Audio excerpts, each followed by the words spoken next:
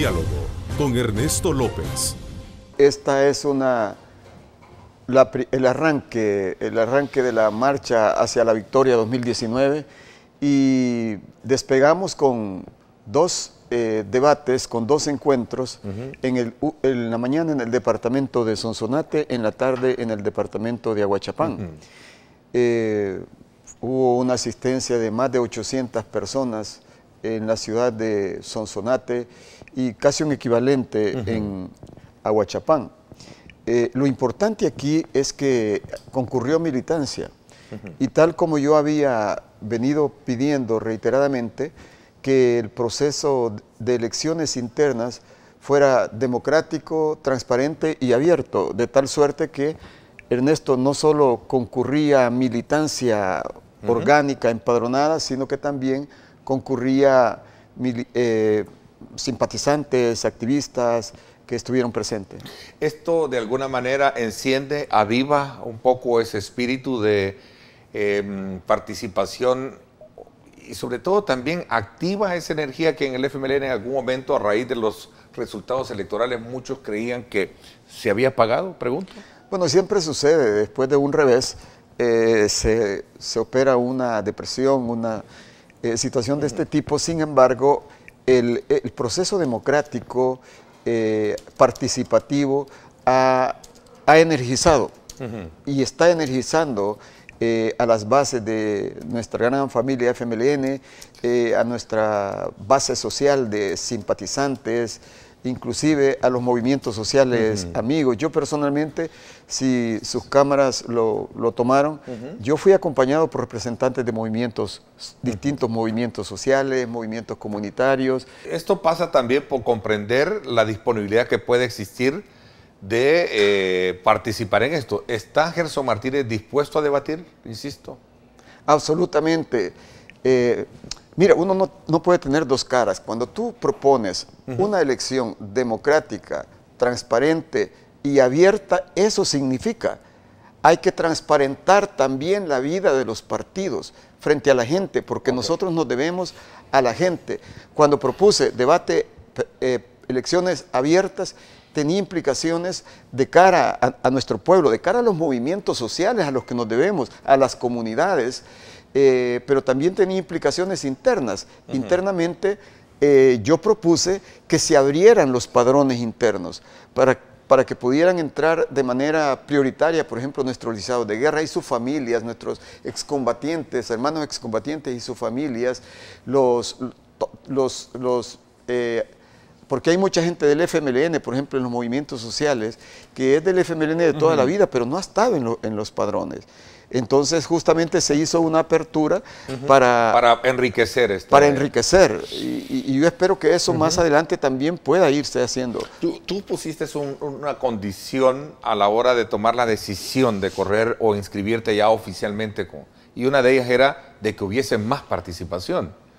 ¿Te hubiese gustado más, bueno, allá de lo que el canciller ahora también? Justamente estamos recordando de que cuando yo renuncio al gobierno, nunca hice yo una declaración respecto a asuntos presidenciales, porque nunca mezclé el servicio público ni los patrimonios públicos con los asuntos partidarios o de pretensiones personales. Jamás. Y lo que me dediqué es a lo que siempre he hecho, conversar con las comunidades, con la base social. Creo que soy el primer salvadoreño en la historia que le ofrecen una candidatura y dice, yo no voy a ser candidato único. Y el cumplimiento de tu palabra es clave.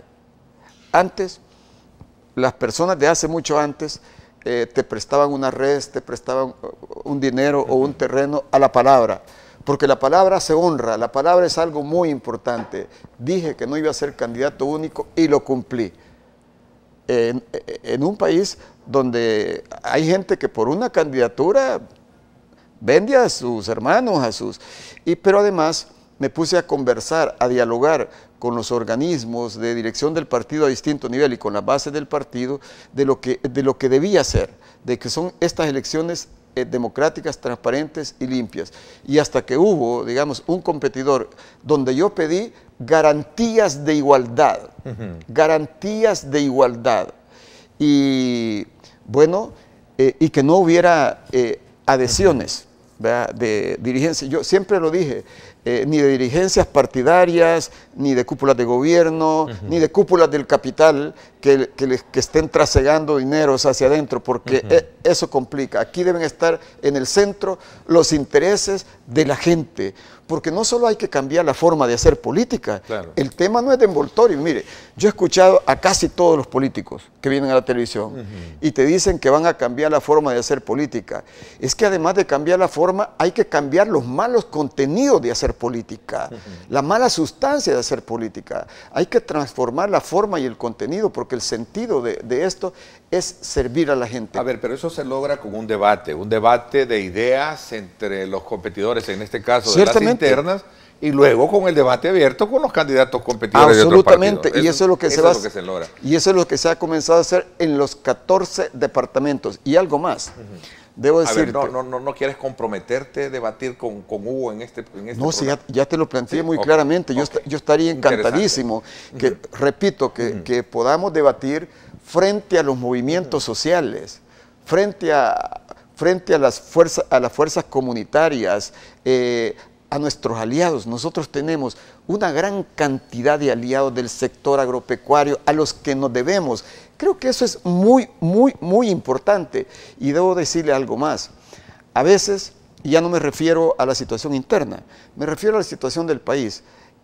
A nivel mediático o en estas situaciones, o con asuntos de poderes fácticos, a veces tú puedes estar en desventaja. Y entonces tú tienes que debatir, porque el debate es un signo de democracia. Y tú debates con tu palabra, pero a veces, permítame, pero a veces la palabra no es suficiente para ganar un debate. Cuando no puedas ganar un debate, Ernesto, con tu palabra, con tu retórica, debate con tu conducta.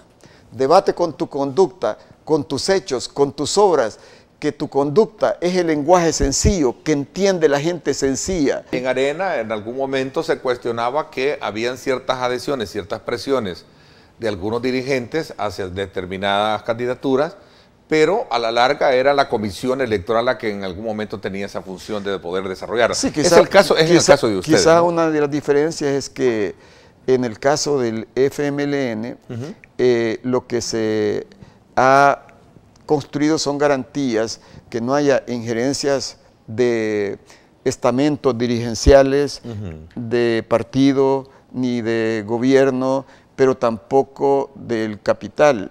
Y no es eso, sino que no se debe contaminar. Yo en Arena vi una cosa distinta, una campaña multimillonaria, absolutamente ilegal, que abusaba de los derechos del ciudadano, de la conciencia del ciudadano, rompía la Constitución, rompía la ley. ¿No es el caso del FMLN ahora con estos eventos? Bueno, campaña obviamente no hay. No, son internas. Son internas, sí. Bueno, sí, la ley establece, les dice a los partidos, miren, primero es una campaña interna con sus simpatizantes, después viene ya la campaña constitucional de país. Entonces, una fuerza que hace fraude desde el principio, ¿qué se puede esperar después? Que esa, llamémosle, encomienda que hace la ley electoral a los partidos políticos, debe de hacerse los ajustes pertinentes. Porque ¿de qué forma Gerson Martínez va a llevar su discurso hasta el lugar más recóndito, donde a lo mejor esté un FMLNista que esté registrado, pero que necesite escuchar tu planteamiento, como lo necesita también, en este caso, escucharlo del otro candidato? Yo creo que tienes razón, Ernesto. Creo que hay que revisar eso, pero también hay otro elemento. La ley no tiene los colmillos que se necesitan. Pero ese es otro escenario. Sí, para poder de alguna manera, pero porque no hay regulación.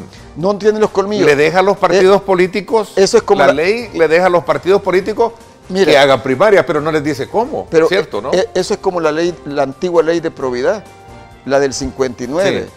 Que alguien podía hacer un desfalco de 40 millones y la multa era de 500 pesos.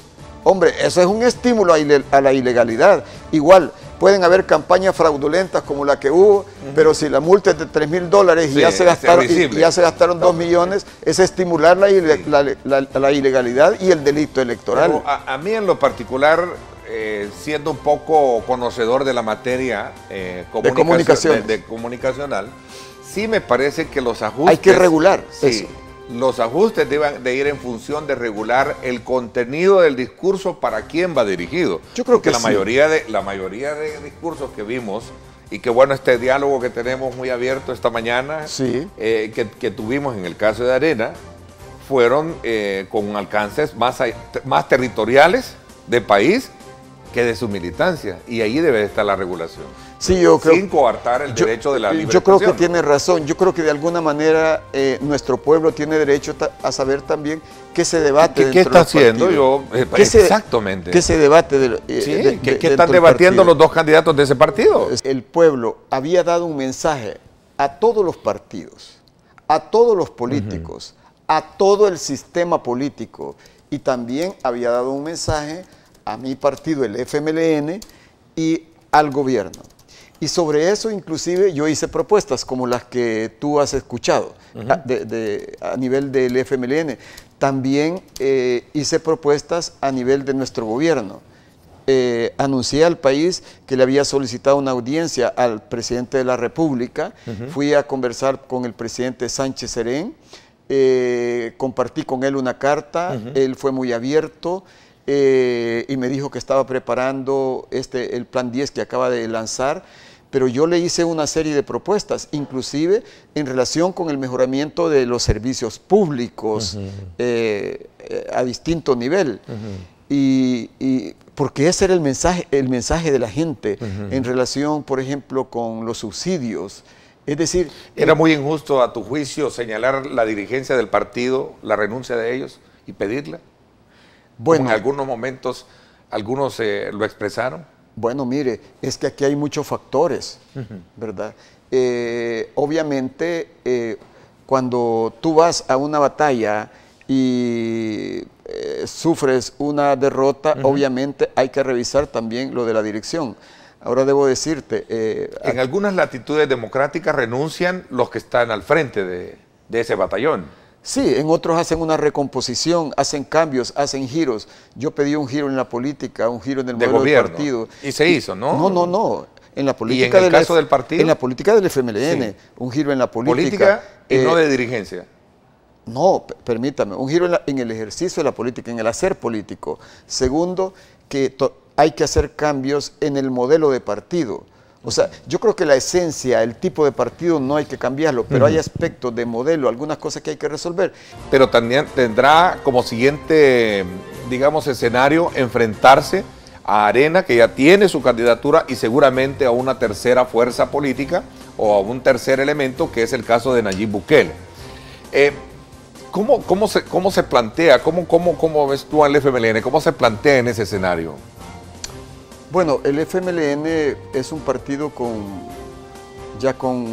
experiencia, con una militancia masiva, con mucha musculatura territorial y con su moral recuperada y su movilización, y fortaleciendo su unidad, sus vínculos con los movimientos sociales, agropecuarios, comunidades, con la ciudadanía. El FMLN va a lograr esa tercera gran victoria. Por supuesto que desde mi punto de vista, el FMLN tiene que tejer un tejido de alianzas muchísimo más amplio. Tiene que generarse una gran confluencia social, política, con todos los sectores. Democráticos, patrióticos, progresistas. Y con aquellos que se han retirado del FMLN, ¿lo ves tú ahí en ese...?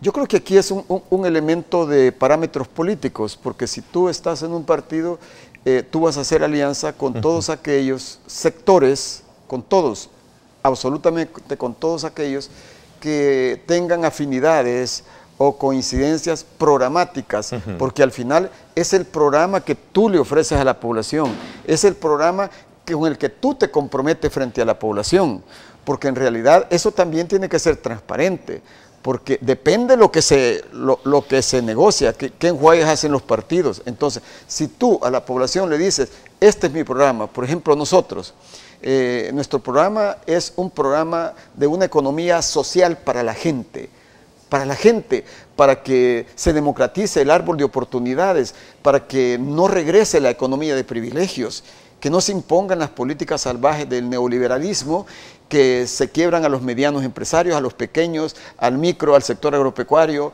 a la gente, baja los salarios de la población.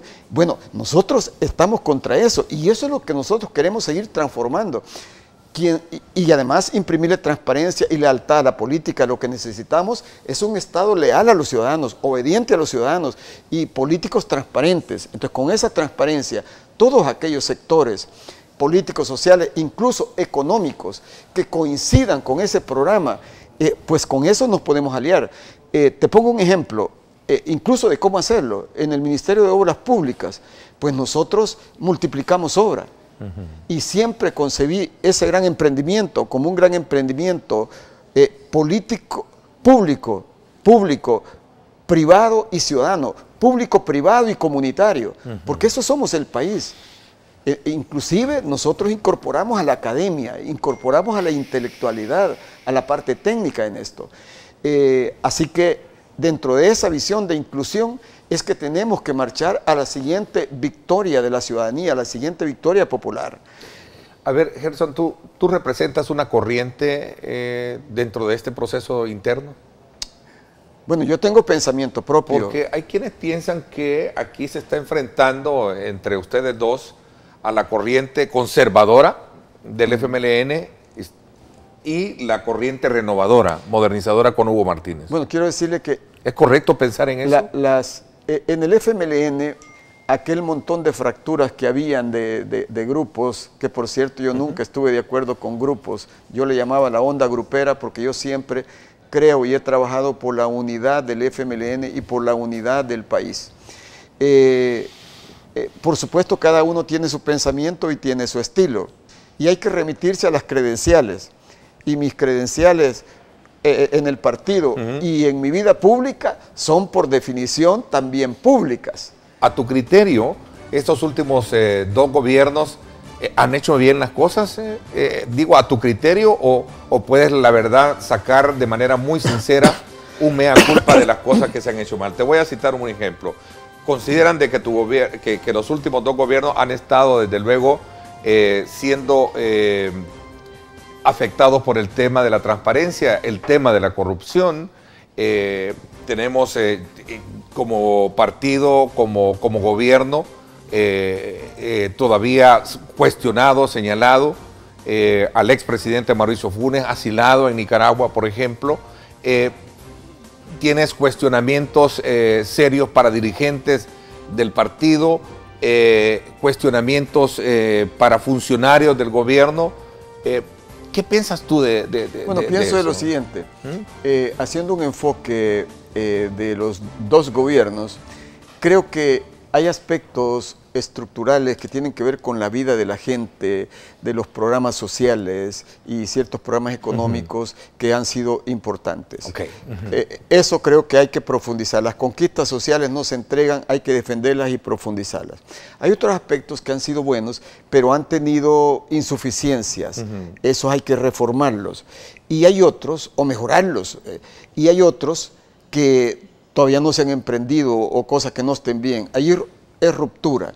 Entonces, profundización, reforma y ruptura es mi concepto.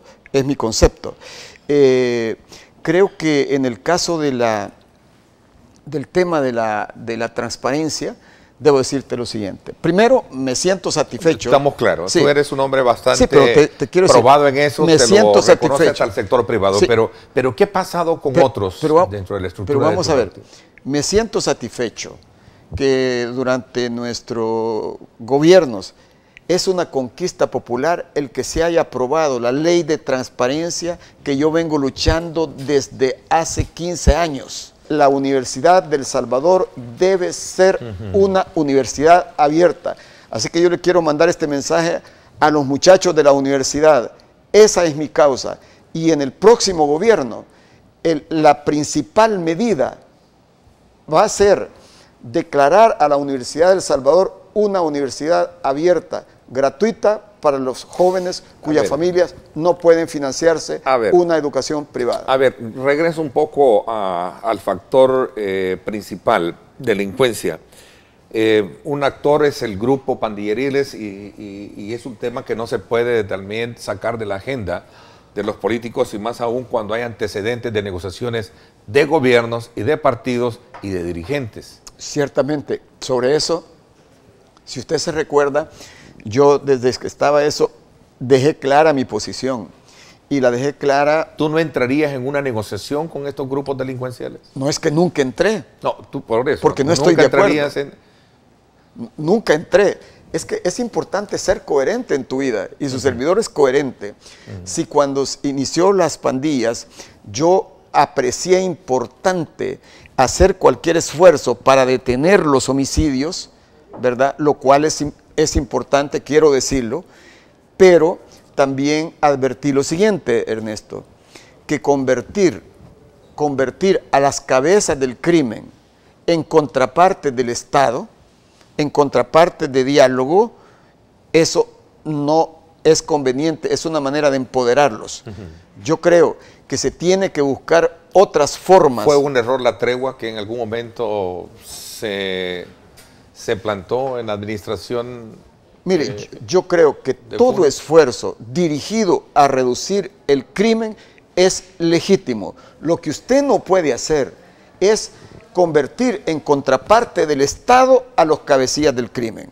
Usted, porque es una manera de empoderarlos. Ese error no lo puede cometer el Estado. Pero debo decirle, yo vi, por ejemplo, a muchos liderazgos cristianos, católicos, educativos, en ese gran esfuerzo para reducir, ese es el camino. A ver, nosotros estamos desde luego muy atentos, el tiempo se nos fue, para poder seguir el curso que va a seguir la elección primaria. El 27 es la elección interna, bueno, ¿no? Ciertamente, el día 27 son las votaciones de toda la base de nuestro gran partido FMLN, que va a elegir a quien va a presidir el futuro gobierno de El Salvador. Bueno, vamos a estar atentos a seguir el curso de los acontecimientos que marcan este nuevo suceso, como también del resto de partidos políticos que obviamente ahí están a la mano, a la palestra de poder desarrollar estas elecciones primarias de cara a las elecciones presidenciales de febrero del próximo año. Gerson, gracias por habernos acompañado. Muy bien, Ernesto, permítame saludar a toda la ciudadanía que nos ha escuchado, presentarle mis respetos y decirle su servidor siempre está abierto al diálogo, a las conversaciones para que saquemos el país adelante. Debo decirles que he comenzado a trabajar, como he trabajado siempre, los temas programáticos, todos los sectores del país, sociales, políticos, económicos, que tengan ideas del país que tenemos que edificar, por favor búsquennos, que nosotros trabajamos por el país y por la gente. Y a usted, Ernesto, muchísimas gracias y tenga buen día. Bueno, gracias, Gerson. Por mi parte, esto es todo por hoy. Gracias, los espero en radio, 6 de la tarde en 107.7 Fuego, estación también del grupo Megavisión. Gracias, pásenla bien y como siempre recuerden lo más importante, amar a Dios sobre todas las cosas. Y al prójimo como... Lideramos el camino de la opinión pública y buscamos que la cultura del debate alcance consensos y soluciones a los problemas de nuestro país.